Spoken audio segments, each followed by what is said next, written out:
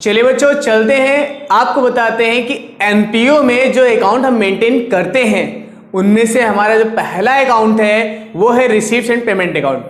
ठीक है, अब रिसीव्स एंड पेमेंट अकाउंट जो हमारा दिया गया है, ठीक है, ये आपका कैश बुक का प्रॉपर वर्क है।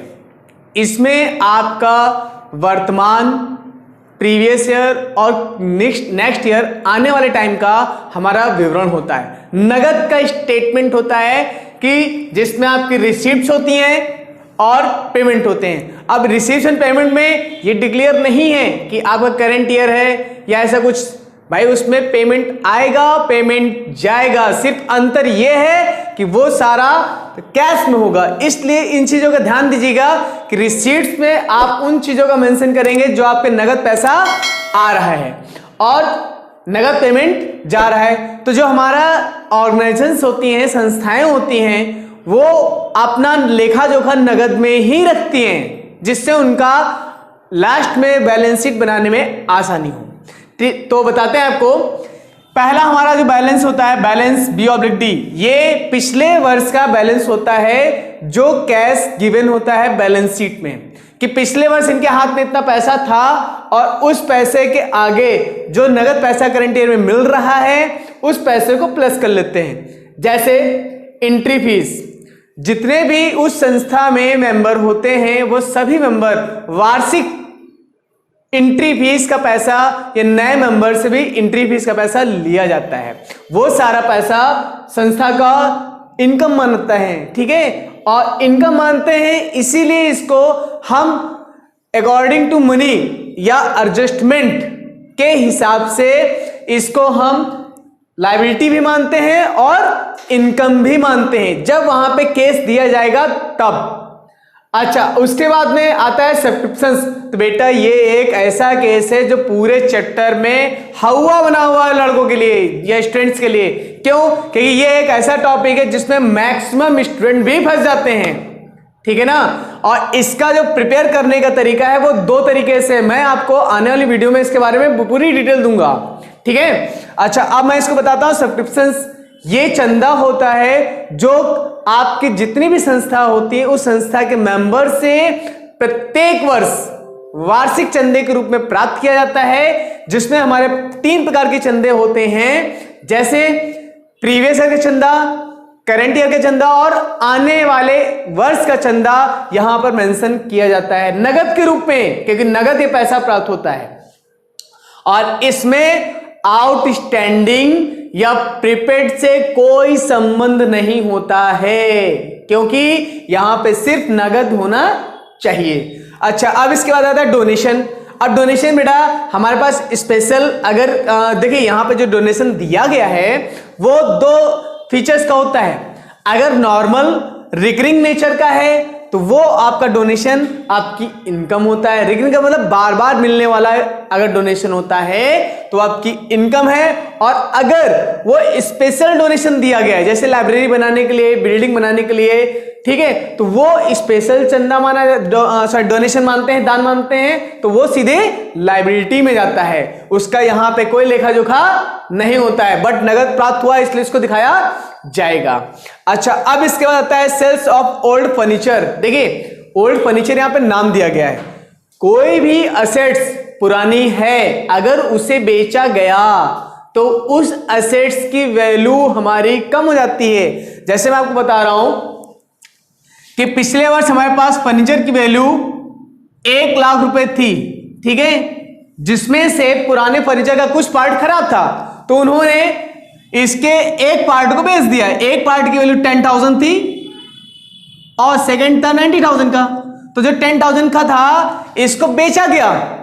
तो बेच के जो पैसा रियलाइज होता है, जैसे 10,000 का था उसको बेचा गया 4,000 का, तो ये कैश रिसीव हुआ तो वो पैसा यहां पर दिखाया जाएगा, ठीक है ना, क्योंकि नगद पैसा मिल रहा है इसलिए। लेकिन अब भाई इसमें 6,000 का जो डिफरेंस आ रहा है वो कहां जाएगा? तो वो डिफरेंस प्रॉफिट जो आपका पेमेंट का अकाउंट बनता है, इनकम एंड एक्सपेंडिचर अकाउंट, उसमें जाएगा एज अ लॉस, ठीक है, वो आपको हम वीडियो में बताएंगे। तो अभी के लिए हमारे पास क्या है, नगद में कितना मिला हमको फर्नीचर बेच के, वो 4000, तो वो 4000 की वैल्यू यहां पे दिखाई जाएगी। अच्छा, फर्नीचर हो या कोई प्रॉपर्टी बेची गई हो पुरानी, तो उसमें से जो भी पैसा आपको नगद के रूप में मिल रहा है वो यहां पर शो कर दिया जाएगा। अच्छा, अब इसके बाद में हमारे पास जो संस्थाएं होती हैं वो पैसा इन्वेस्ट भी करती हैं। तो जब पैसा इन्वेस्ट कर रही हैं, इंटरेस्ट उनको मिलता है, चाहे वो सिक्योरिटीज हो या इन्वेस्टमेंट हो। इनमें अगर पैसा इन्वेस्ट कर रहे हैं तो वहां पे current year, previous year, next year आने वाले टाइम का उनको इंटरेस्ट रिसीव होता है। तो जो इंटरेस्ट मिलता है वो यहां पर इनकम होती है, और यहां पे आपकी जो इनकम होती है वो सिर्फ करंट ईयर 1 साल का ही मेंशन किया जाता है। अच्छा, इसके बाद अदर इनकम्स भी हो सकती हैं, रिसीट्स हो सकती हैं, जैसे आपका पुराने स्क्रैप बेचा गया या आपको हॉल का किराया मिल गया। इज देयर एनीवन, जो आपकी नगद में पेमेंट मिल जाए, छोटे छोटे अमाउंट्स, वो सारे आपकी इनकम होते हैं। ठीक है, तो बेटा ये आपका इनकम का पार्ट हो चुका है। अब हम आते हैं पेमेंट। तो देखिए, अगर हमारी इनकम होती है तो पेमेंट भी होता है। कि जो हमारे एनजीओ, सोसाइटीज या कम्युनिकेशंस में हमारे ऑडिटर्स होते हैं, जितनी इनकम होती है उसी इनकम के एवरेज में ही पेमेंट करते हैं। तो कैसे, अब अगर वो उन्होंने हॉल या कुछ भी सेलिब्रेशन करते हैं या कोई पार्टी करते हैं, कुछ भी वर्क, तो वहां पर उन्होंने टैक्स भी देना है और रेंट भी देना है भाई, वो तो पेमेंट हो गया। ये करंट ईयर का होता है, ये प्रीवियस ईयर का भी हो सकता है या नेक्स्ट ईयर का भी हो सकता है। ठीक है, तो रेंट है, सैलरी एंड वेजेस है, वर्कर्स का पैसा होता है जो वहां पे वर्क करते हैं, क्लर्क होते हैं या चपरासी हैं, उनको भाई सैलरी देनी है, या किसी वर्कर से काम कराया है, वेजेस देना है, तो उनका पेमेंट है ना। तो जो पेमेंट है वो पेमेंट दिया जाएगा, काम खत्म। उसके बाद अगर उन्होंने पेमेंट के साथ किसी भी असेट्स में पैसा इन्वेस्ट किया है, ठीक है, या असेट्स खरीदी है, तो जिससे उनके फर्नीचर या इन्वेस्टमेंट में असेट्स में इंक्रीमेंट हो रहा है, या उन्होंने बुक्स खरीदी हैं, मशीन खरीदी है, प्लांट खरीदा है, कुछ भी खरीदा है लॉन्ग टाइम के लिए, तो वो असेट्स है, और वो असेट्स का आपका बैलेंस शीट में दिखाया जाएगा, और इसके आपका इनकम एंड एक्सपेंडिचर अकाउंट से कोई फर्क नहीं पड़ने वाला है। ठीक है, अच्छा, अब एक क्रेडिटर्स होता है भाई। क्रेडिटर्स पेमेंट में कहां से आ गया भाई? अब ये बताइए, अगर पूरे वर्ष में कोई लेन देन हो रहा है, माल खरीदा गया है, कुछ भी है, कोई भी आपका लेन देन है, तो उसके लिए अगर पेमेंट किया जा रहा है तो क्रेडिटर्स को किया जा रहा है। तो क्रेडिटर्स जब पेमेंट करते हैं तो इसका जो ट्रांजैक्शंस है वो सिर्फ क्रेडिटर्स पर ही पड़ता है, यहां पर रिसीव्स एंड पेमेंट अकाउंट या इनकम एक्सपेंडिचर अकाउंट पर नहीं पड़ता है, वो सिर्फ बैलेंस शीट पे इफेक्ट पड़ता है। अच्छा, और इसके भी आपके अकाउंट्स मेंटेन होते हैं भाई।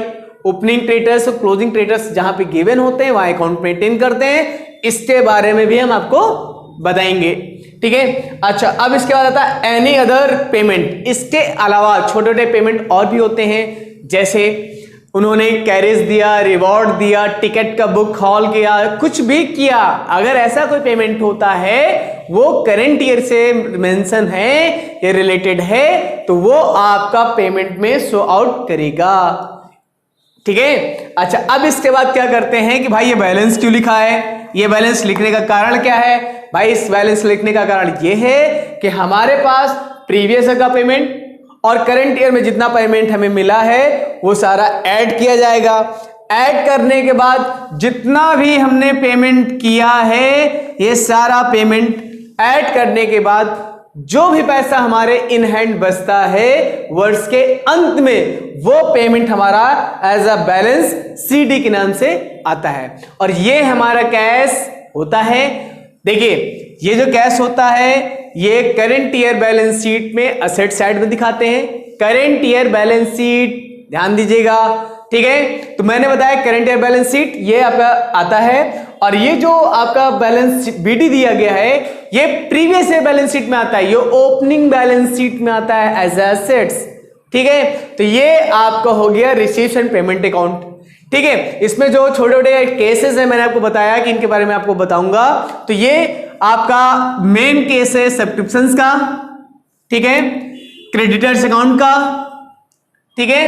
आपका इन्वेस्टमेंट अकाउंट भी आता है इसमें, खास जो आपके लिए इंपॉर्टेंट है, जो मैं आपको यहां पे इंडिकेट करूंगा, ठीक है, क्योंकि ये चीज ऐसी हैं जो आपके छोटे छोटे केस बन के आपके क्वेश्चन को डिस्टर्ब करती हैं और वही छोटे केसेस आपकी प्रॉब्लम बन जाती हैं, ठीक है। तो बच्चों, मुझे उम्मीद है कि आपने रिसीव्स एंड पेमेंट समझ लिया है कि कैसे इसमें कौन कौन से आइटम दिखाए जाएंगे, ठीक है, और उनका दिखाने का क्या उद्देश्य है, ठीक। तो अगर आपको रिसीव्स एंड पेमेंट से रिलेटेड कोई भी प्रॉब्लम है तो हमारे कमेंट सेक्शन में आके कमेंट करिए और हम आपकी समस्या का समाधान नेक्स्ट वीडियो में कर देंगे।